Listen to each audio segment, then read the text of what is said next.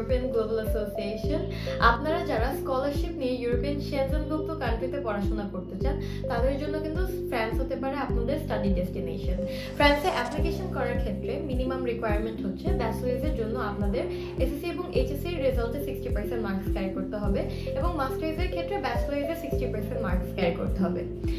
আপনাদের ফ্রান্সে অ্যাপ্লিকেশন করার ক্ষেত্রে কিন্তু একটি ইংলিশ প্রফিসিয়েন্সিরও প্রয়োজন হবে, যেটা ফর বোথ ব্যাচেলার্স এবং মাস্টার্স 6 থেকে 6.5 স্কোর রাখা লাগবে IELTS এ। এখন যদি টিউশন ফিস নিয়ে কথা বলি, ফ্রান্সের টিউশন ফিস পাবলিক ইউনিভার্সিটির জন্য 3 থেকে 4,000 ইউরোর মধ্যে হয়ে থাকে এক বছরে এবং প্রাইভেট ইউনিভার্সিটির ক্ষেত্রে সেটা 8 থেকে 9,000 ইউরোর মধ্যে হয়ে থাকে, যেটা অন্যান্য দেশের তুলনায় হাই হলেও আপনাদের ফ্রান্সে কিন্তু আপনারা অনেক ধরনের স্কলারশিপ অপরচুনিটিও পাবেন।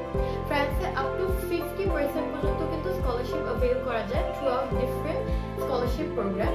তাছাড়া স্টুডেন্টরা কিন্তু 20 আওয়ার্স পার উইক কাজ করারও অপরচুনিটি পেয়ে থাকে এবং ফ্রান্সে স্টাডি গ্যাপও অ্যালাউ করা হয় এবং সার্টেন টাইম পর্যন্ত যদি থাকে তাহলে কিন্তু পিআর অপরচুনিটিও পাওয়ার সুযোগ পেতে পারেন। So if you're interested in applying for France, visit our office or contact our number for free consultation. Description box এ ইনফরমেশন দেওয়া থাকবে। Thank you.